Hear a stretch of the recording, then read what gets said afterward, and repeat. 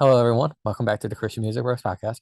Once again, once again, I'm Brendan, and Braden's not here this time, but he says hello again, and he hopes you guys are all doing well. Today, I am with Micah Smith from Empty Atlas, so I'll let Micah introduce himself now. How's it going, y'all? Yeah, I'm Micah. I'm the vocalist and principal songwriter for the band Empty Atlas, based in Jackson, Mississippi. Mississippi, that's pretty cool. Yeah, we like it. We one of our members now, like our guitar player Brennan Michael White, he now lives in the Nashville area. So he's been there for a year. So we've been doing the whole like band split up in different places. It's been a little wild, but it's been good still. That's kind of like how our podcast is. Braden's in the Nashville area. I'm in Michigan, so like we feel the same pain as your band. I mean, it Oh, might be a dude. little harder for you guys because of practice and everything, but The nice thing too, though, is like we've been playing together for a long time, so I feel like every time we do get together, still, it's like it feels very natural, and it's a little less of that like crud. Now we got to learn how to do our thing again. It's like Brennan came down for a show recently. We played a hometown show for the first time in a long time, and he came down for it, and I was like, "Oh, dude, can still do this really well. That's it's fine." We've been mostly recording recently, so it was weird to have a show where we're like we didn't get to practice with him at all, and it still was flawless.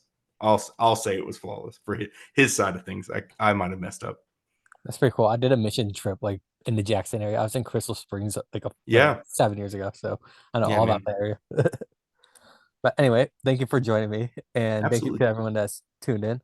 Let's just start off. You talked about your band. You're in the band Empty Atlas. Can we talk a little bit about that now? Sure, absolutely. So I've been playing before it was Empty Atlas. It had a different name that I'm not going to tell you because the name sucked. But but we I've been playing solo for a long time, and then I had another group of guys that helped me make the first Empty Atlas album. That is a album called Hestia. We put that out in December 2016, and then actually like while it was at the album release show. That Alex Ingram, our bass player, he had just moved back into town from Nashville. He had lived there for a little while, and then he was like, "Hey, if you, I don't," he's like, "I've been playing a lot of bass." He actually used to play guitar with me back in the day, and he was like, "I've been playing a lot of bass. I don't know if you'd want a bass player at any point." So he had no idea, like the guys I was playing with that night at our release show. That was like our last show we were going to play together.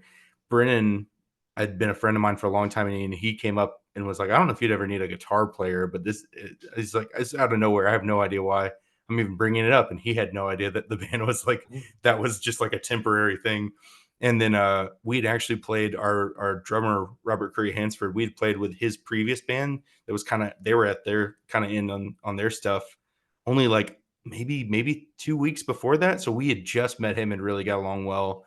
And so it really formed like super naturally kind of at the beginning of December 2017, and we've been playing together since then. So it's been pretty rad, man. We worked on our second album together. It's called Kairos, that came out in 2020 in the middle of pandemic stuff. And then since then, we've actually been kind of focusing on singles. We've put out, oh gosh, 5 singles so far. And then actually we just got to do a pretty cool thing. There's a producer named Mike Squires that's doing a 50 states project.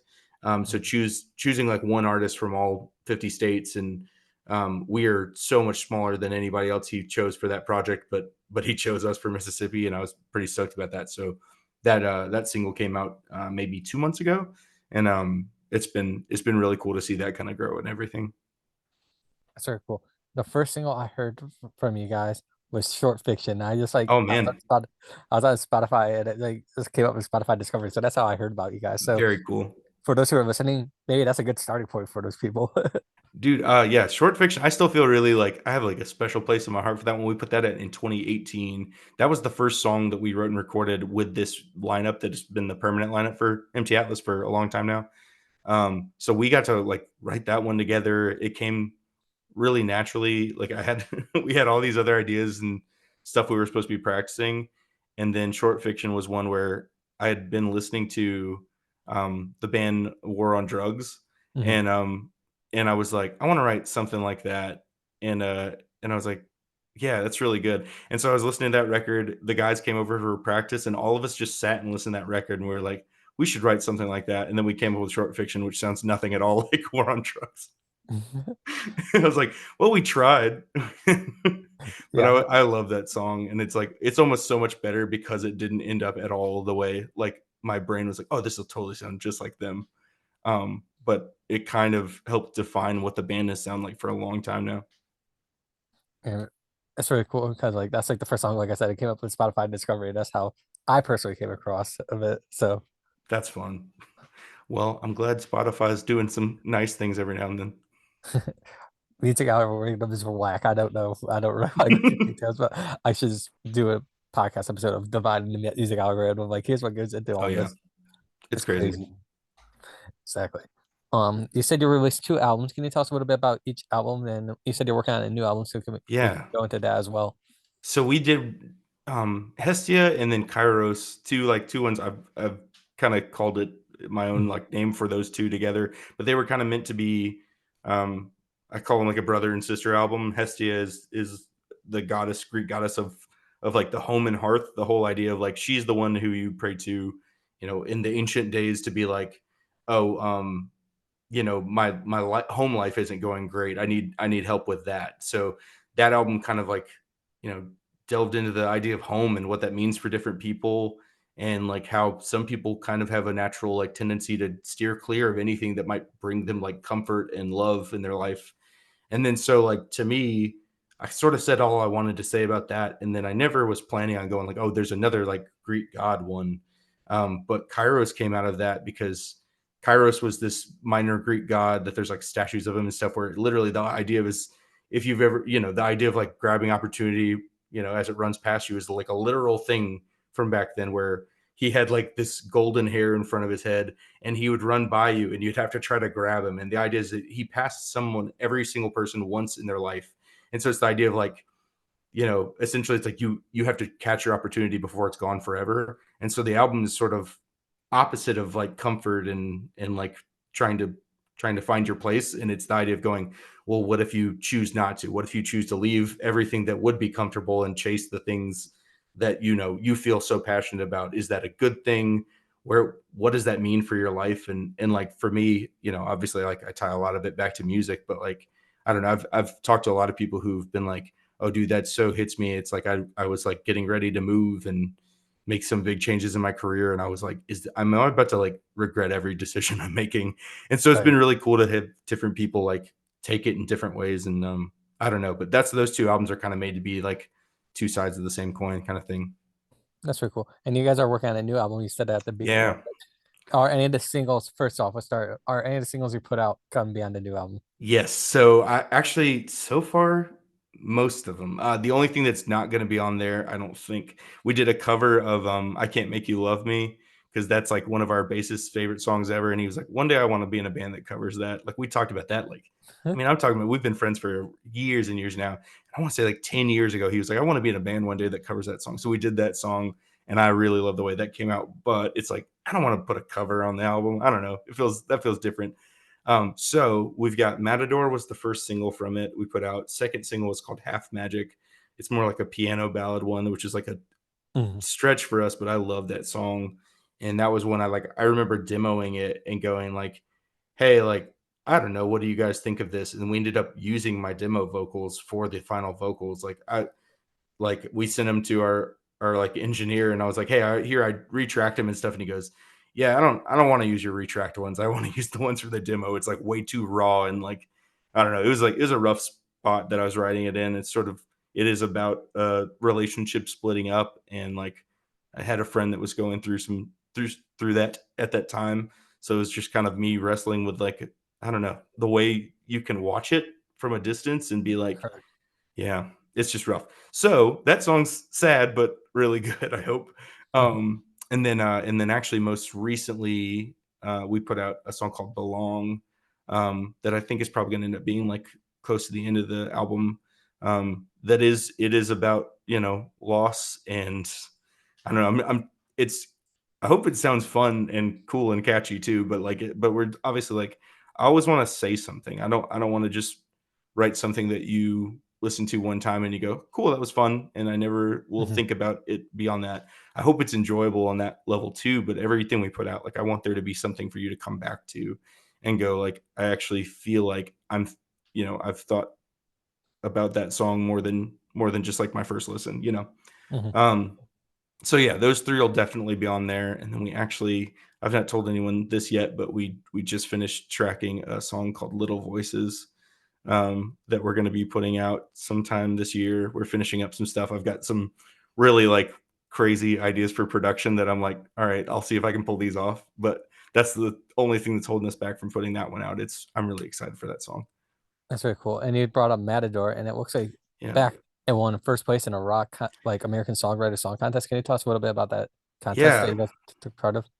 So yeah, American Songwriter, which is this big international publication, for songwriters and for musicians, they do an annual song contest. They do like different lyric contests and stuff all Mhm. throughout the year, but like their big annual song contest is the one that's kind of like, I don't know, it's tough. It's a challenging one to do anything in, and we actually got first place in the rock category. So that was pretty surprising because like if you look at the people that are in the top three with us and top 25 with us, every single one of them has like, I don't know, over 100,000 listeners, and then there's us. And I was like, oh Mhm. gosh, okay, we're kind of punching above our weight for sure.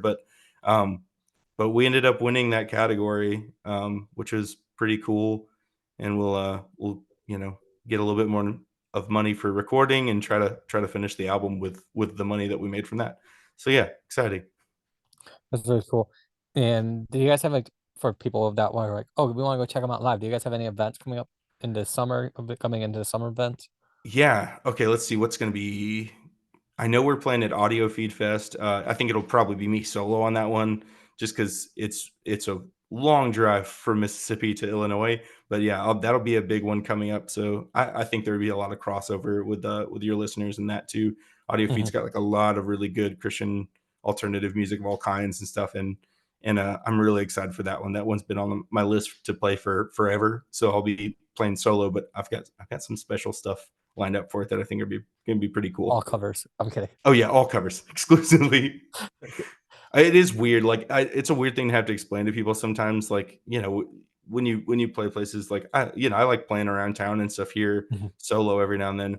But people will be like, "Do you want to play like 4 hours?" And I'm like, "Okay, like think about how long an album is." And I was like, "So if I'm playing 4 hours of music, I have to have like I don't know 8 albums of material to play for Exactly. you." I was like, "I have infinite number. I don't know how many songs I've written at this point, over 100, but I don't want you to hear all those songs Exactly. or have them memorized even. I don't even have, you know, I'm like, I got to memorize a set at a time. So it's funny that people are like so used to covers and stuff that they're like, yeah, everybody plays for like 3 hours. I'm like, I don't know, man. That's not it's not the Right. traditional way it goes. Anyways, So Illinois, I didn't know if you had another event coming up there. yeah, that's the only one that's coming to mind right now. Okay, no, you're good. I didn't know. I just want to like Yeah, get you. we'll keep it updated on our website and stuff. It's emptyatlas.com. Um, we don't really have any big like tour planned for this year, but we definitely will do whenever the album comes out. We'll be hitting the road for a while, do that whole thing. But a lot of what we're doing right now is just trying to finish the record. That's been the big focus. And those who are listening, make sure to check out the Atlas's music. It's on Bandcamp actually. I Yeah, found that out. I like using Bandcamp. So if you're looking for new music, Bandcamp's a place you can support them as well.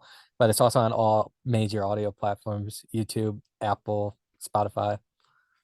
Um, Title. If anyone listens on Title, I don't know if anyone has that. I'm not too familiar to be honest with you. It's Title. it's the one Jay Z owns. That's all I know.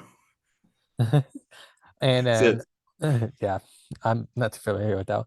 We just have a few extra minutes, and we like to Yeah, give our guests a platform to speak about or bring up anything they want to speak about. So we'll give you the floor. sure. I'll talk about this. Like, tell me a little bit about like for you, where do you feel like Christian alternative music made by Christians is right now?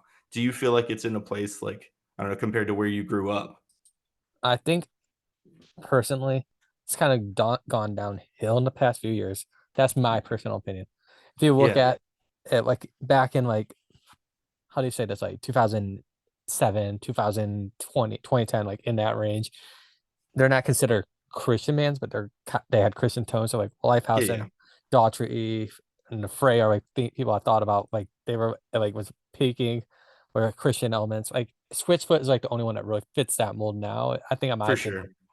There's And like to me, it's what's rough is there's so much good stuff out there that is still like that. Like I actually there's Small Step Records, mhm, is a friend of mine, Paul, that put that together, and it was like he really created this weird little Facebook group of bands that are like Christian adjacent. It's Christians in a band.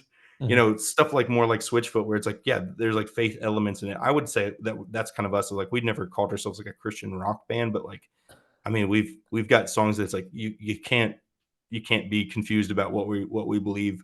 But like to Like what? me, Good. yeah, no, go ahead. What you got? So like if you're looking at like the audience nowadays, sorry, this is part two very quick. Yeah, go The ahead. biggest ones I see that people are flocking to per se is I don't know if that's the right word. It's like someone like Colony House, if you know Colony Yeah, House. yeah. Oh yeah, we got to open for them last summer at a thing called Haven Fest in Louisiana. They were great, dude. They're really good. Yeah, but I'm just saying like nowadays, Colony House Need to Breathe is kind of that narrative too, if you want to go in it more. For sure. But there's like and there is like less out there though. You're right. There's There's less just a out there. couple you can point at. And in some ways it's like I just think it's almost because people don't think that there's an audience for it. It's like it's not that it's not there. It's not what's being elevated by like industry stuff. And why is that?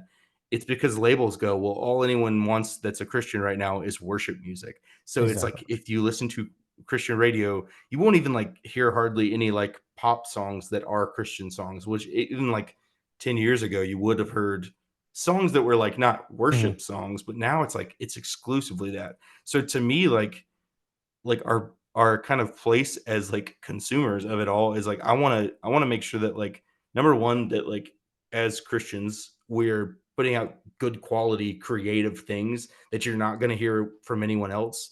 I don't want to be like derivative of 10 other bands.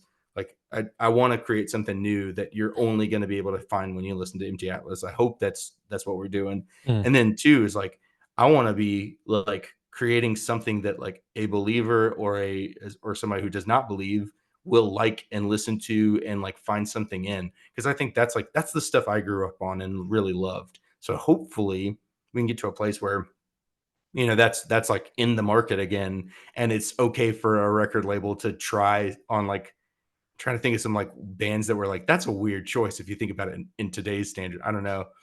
I mean, like Starflyer 59 or something, you know what I yeah. mean? Like stuff that you're like, that's a crazy choice now, but at one point it was like, no, that's a major label can put that band on it, you know? In a way, oh, I know these like mainstream bands have Christian undertone songs. Another one like band I thought of is like some Mumford and Sons. If you listen to Oh some yeah. Mumford and Sons, like they're kind of like that borderline, but they can't classify Christian, unfortunately, because there is some controversial lyrics in some of their songs. But Yeah, I have no idea what they believe individually. That's the other thing that's like tough. Like I don't ever blame anybody who goes, there's no such thing as a Christian band because like a band can't be Christian, mhm, people can be Christian. And I'm like, I get it, I understand, but there is like a difference. So it's like it's tough on one like that where I'm like, there's so many artists that use like biblical references and stuff and built. I mean, honestly, like Pedro the Lion, I've always loved, but like, and he grew up in the church, but it's like he's definitely not like a Christian band at all. And I think he would consider himself, at least agnostic, but like I mean, he's so much of his lyrics are built on like biblical references. And I exactly, mean, it's like, it's just there. So I think there is a world where, bands that have like Christian elements can still be super popular. And we do see it with like a Need to Breathe that gets to do, I mean, shoot, they've done big songs with like all kinds of people now. So like there's a world for it. I think we almost just have to be like, anytime I don't know, you have to actively seek it out. I think that's what I'm learning. It's like exactly, they're there, you just have to find it. and they're just harder to find underneath Oh yeah. layers of artists. Like that's Yeah. probably how I discovered you guys. I just like was sitting, I think it was like actually Need to Breathe Radio. I think it was like Need to Breathe Oh, Radio cool. or something See, like that's that. what's wild is like I do, and don't get me wrong, I love that band. We're gonna go see them. They're coming through town soon, and we're gonna go see them again.